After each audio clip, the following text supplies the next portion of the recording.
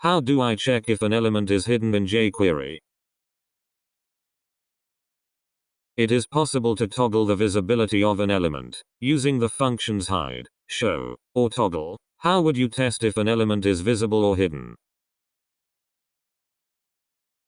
You can use the hidden selector, matches all elements that are hidden, and the visible selector, matches all elements that are visible.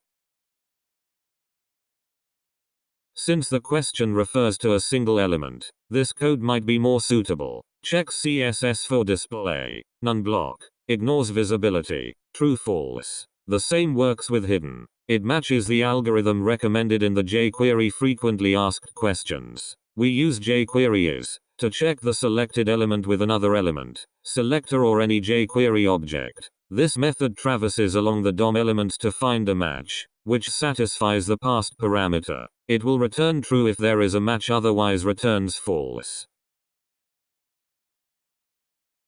Thanks for watching. Subscribe to learn JavaScript. We have a number of awesome tutorials in the works.